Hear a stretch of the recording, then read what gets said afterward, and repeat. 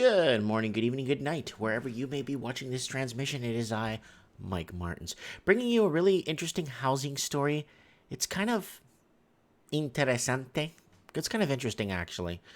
CRA combating underground economy with Home Depot purchase records. Okay, CRA is Canadian Revenue Agency. Basically, it's like the what is it? The IRA in the States. Erwin R. Shyster. No, the IRA, Internal Revenue Affairs, and IRS. Sorry, IRS. I don't know what it's called in Australia or the UK, but I think it's UB40. I'm joking. Anyways, CRA combating underground economy with Home Depot purchase records. What? Okay, let's find out what these guys have to say here. From Home Depot customers to crack down on the underground economy. The company sent out letters to customers who have a commercial credit card account, notifying them the Home Depot would be handing over information like business names, addresses, and purchases to the agency. This lawyer... Okay, why? So, wait, okay, the Canadian Revenue Agency is combating underground economy. Every country has an underground economy, a black market economy. Heck, you can even buy black market petrol if you really wanted to. Why do they care about this all of a sudden? Oh, why don't they go after all the money laundering? $200 billion in housing. Why don't they go after the money laundering through casinos? They always have to do something against the black market. It makes no sense. Like, I get it. Okay, there's maybe 11 people getting away, 11 big companies getting away with hiring either illegals or something. But there's bigger things that the Canadian Revenue Agency could go after. Lawyer says the additional information could help the CRA crack down on contractors getting paid under the table. Rather than having to contact individual taxpayers, they can go after one broad source, and this will allow the CRA to detect who they think they should be auditing. The CRA can't retrieve third-party information without a federal court order. The Home Depot fought the order over the summer, but is complying with the judge's decision. Zabolotny says the CRA will look for patterns in suspect tax returns. And they'll look at someone in a certain industry, and they'll look at their spending habits, and they'll say, hey, this person's spending habit, it differs from what most people are doing, and their revenue and their expenses don't line up, and they're going to investigate it further and do an audit. A Stats Canada report found the underground economy accounted for more than $51 billion in 2016, with more than a quarter of that coming from residential construction. The Saskatoon Home Builders Association says a number of their members have raised concerns about contractors taking payment under the table. How do you compete with that when you have a company who's just undercutting the price, maybe not providing a lot of information on their quote, and that looks attractive to a homeowner? She says hiring a certified professional for work done on your home is something many homeowners should consider, not just how much the job will cost.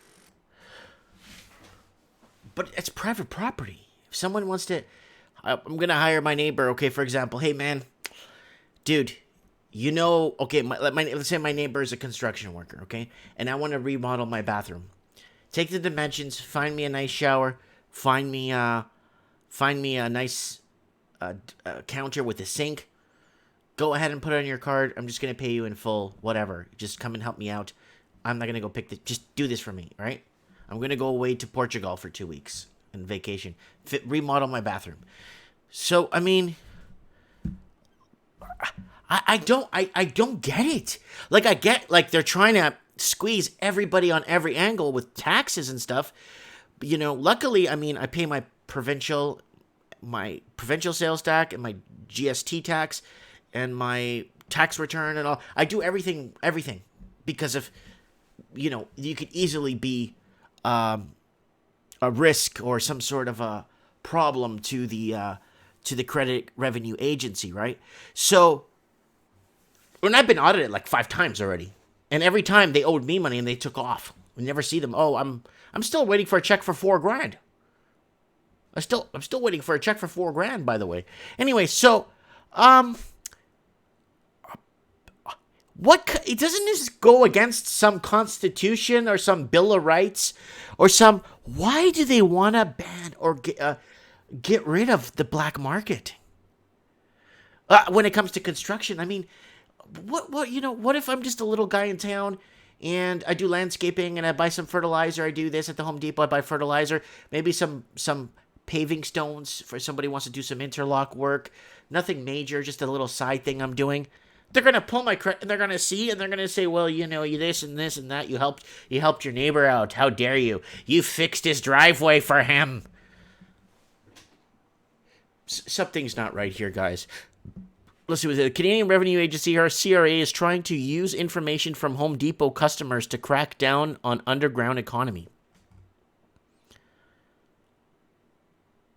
The company sent out letters to customers who have a commercial credit card account, notifying them that Home Depot would be handing over information like business names, addresses, and purchases between 2013 and 2016 to the agency.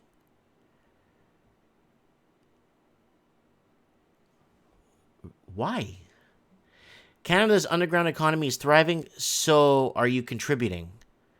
But I'm pretty sure if the underground economy goes, or it becomes so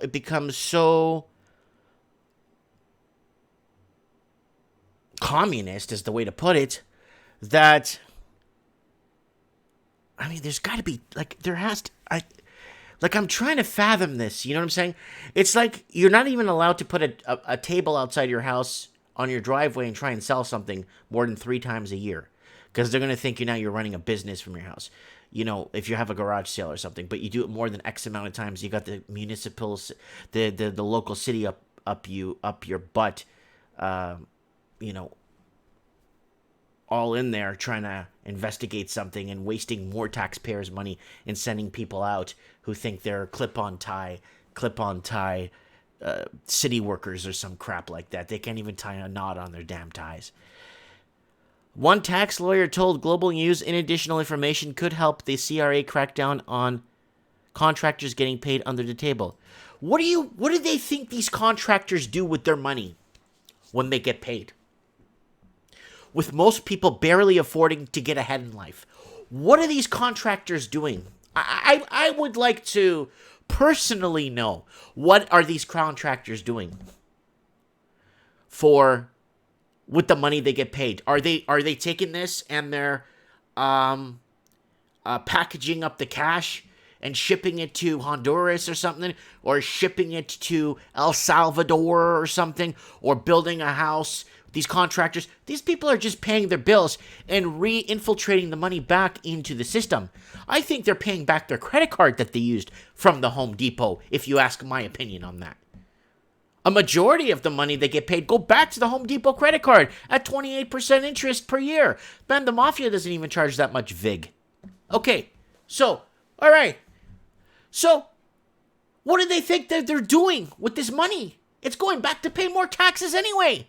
On the pumps, on your deductions on whatever you bought at the Home Depot, on everything. Property tax. Rather than having to contract individual taxpayers, they can go after one broad source, and this will allow the CRA to detect who they think they should be auditing. Okay, I'm not going to read. This is a bunch of garbage.